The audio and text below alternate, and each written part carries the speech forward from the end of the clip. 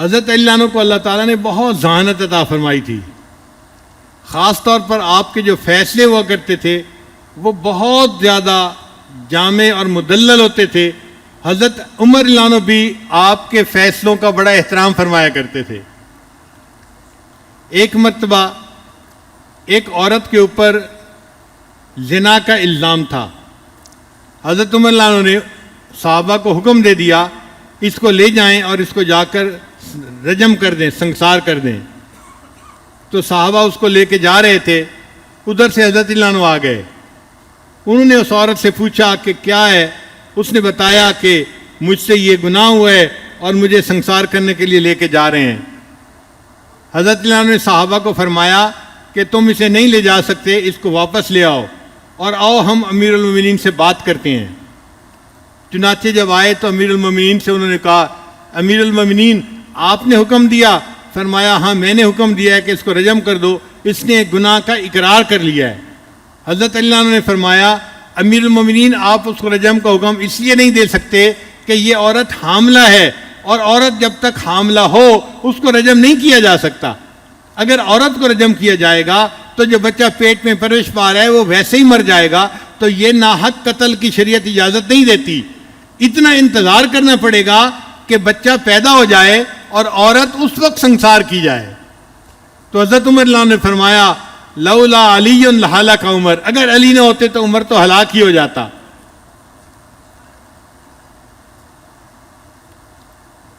تو حضرت علی عنہ عدالت کے معاملے میں، قضاء کے معاملے میں سب صحابہ سے بلند درجہ رکھتے تھے.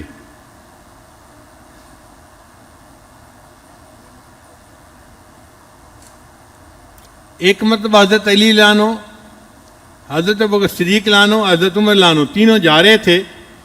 ایک طرف حضرت ابوبکر صدیق تھے اور دوسری طرف حضرت عمر رضی اللہ عنہ تھے. ان دونوں حضرات کے قد ذرا لمبے تھے اور درمیان میں حضرت علی رضی اللہ عنہ چل رہے تھے اور حضرت علی رضی اللہ عنہ کا قد تھوڑا چھوٹا تھا. جسم کے مضبوط تھے، ٹھوس تھے، بہت طاقتور تھے، مگر قد اتنا بڑا نہیں تھا. تو درمیان میں حضرت علی رضی اللہ عنہ چل رہے تھے. حضرت علی عنہ کو مذاق سوجا، انہوں نے مذاق کیا کہ دیکھو ہم تینوں چل رہے ہیں تو جس طرح لنا کا لفظ ہوتا ہے نا کہ دونوں طرف اونچا ہوتا ہے، ایک طرف لام اور ایک طرف الف اور درمیان میں چھوٹا نون ہوتا ہے، علی تم نون کی طرح ہو، ہم دونوں لام اور الف کی مانند ہے، ہم تینوں لنا بن کے چل رہے ہیں. حضرت علی نے فوراً جواب دیا ہاں اگر لنا کے لفظ سے نون کو نکال دیا جائے تو باقی لا رہ جاتا ہے، تو مجھے اگر تم تین میں سے نکال دیا جائے میرے بغیر تم بھی لا کی مانند ہو. تو اللہ تعالیٰ نے ان کو بہت ذہانت عطا فرمائی تھی. ایک مرتبہ سیدہ فاطمہ زہرا رضی اللہ عنہا کے پاس تشریف فرما تھے.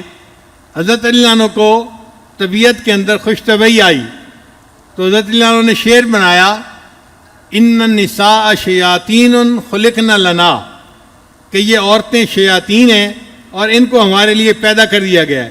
چونکہ نبی علیہ السلام نے فرمایا النساء حبائل الشیاطین، عورتیں شیطان کی رسیاں ہیں، شیطان ان رسیوں سے دوسرے بندے کو ٹیپ کر کے اپنی طرف کھینچتا ہے. انہوں نے اس پہ شعر بنایا ان النساء شیاطین خلقن لنا نعوذ باللہ من شر الشیاطین، ہم اللہ کی پناہ مانگتے ہیں ان شیاطین کے شر سے.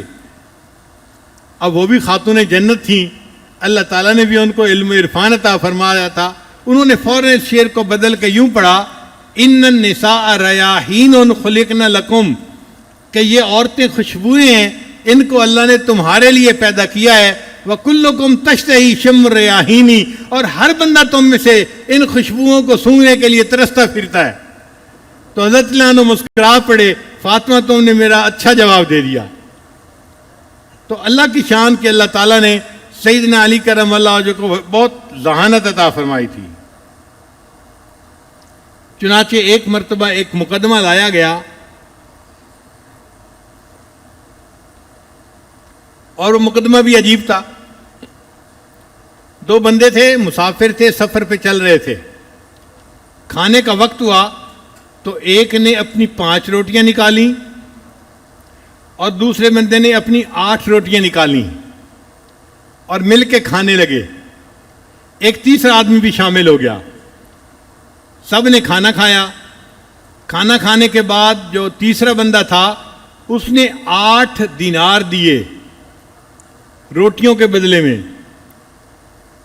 اب جس کی 5 روٹیاں تھیں وہ کہتا تھا کہ 5 دینار میں لیتا ہوں, اور جس کی 3 روٹیاں ہیں وہ 3 دینار لے لے. مگر 3 دینار والا جھگڑا کر رہا تھا, نہیں مجھے زیادہ چاہیے. اب یہ مقدمہ حضرت علی عنہ کے پاس آیا. حضرت علی عنہ نے اس 3 والے کو فرمایا, بھائی یہ تمہیں 3 دینار دے رہا ہے, تم لے لو, تمہارا اس میں فائدہ ہے. اس نے کہا نہیں جی نہیں, مجھے تو عدل انصاف چاہیے, اپنا حصہ چاہیے. جب اس نے زیادہ کہا تو حضرت علی عنہ نے فرمایا پھر میں جو انصاف کروں گا تم اس کو قبول کرو گے؟ جی میں قبول کروں گا. حضرت نے فرمایا اچھا, جس کی 5 روٹیاں تھیں اس کو 7 دینار دے دیے جائیں, اور جس کی 3 روٹیاں تھیں اس کو 1 دینار دیا جائے. اب وہ بڑے حیران, حضرت آپ نے یہ فیصلہ کیسے کیا؟ فرمایا فیصلہ قبول ہے تمہیں؟ اس نے کہا جی مجھے قبول ہے. فرمایا ہاں میں تمہیں لاجک بتا دیتا ہوں. لاجک یہ ہے, ایک کے پاس 5 روٹیاں تھیں, ایک کے پاس 3 روٹیاں تھیں. اب اس کو 3 بندوں نے برابر برابر کھایا.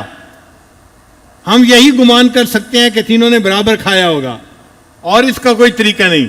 تو کس نے کتنا کھایا؟ ہم یہ کہہ سکتے ہیں کہ 8 روٹیاں بنی اور 3 بندے تھے تو 24 ٹکڑے بنے, تو ہر ایک نے 8 ٹکڑے کھائے. اب جس کی 3 روٹیاں تھیں اس کے 9 ٹکڑے بنتے ہیں, اور اس نے 8 ٹکڑے تو اپنے کھائے اور 1 ٹکڑا فالتو دوسرے بندے نے کھایا. اور جس کی 5 روٹیاں تھیں اس کے 15 ٹکڑے بنے, 5 تیے 15, اس میں سے 8 اس نے کھائے اور 7 ٹکڑے دوسرے نے کھائے. لہذا میں نے فیصلہ یہ کیا کہ 7 دینار اس کو دے دیے جائیں اور 1 دینار اس کو دے دیا جائے.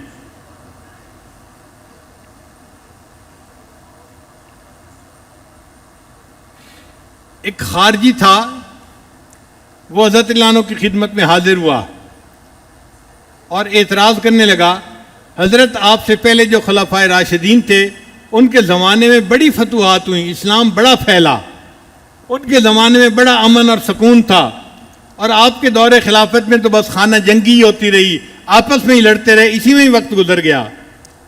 حضرت علی عنہ نے اس کی بات سنی اور فرمایا کہ دیکھو جو مجھ سے پہلے خلفائے راشدین گزرے ان کے مشیر ہم تھے اور ہمارے مشیر تم ہو, اس لیے ان کے زمانے میں فتوحات ہوئیں اور ہمارے زمانے میں خانہ جنگی میں ہی وقت گزر گیا.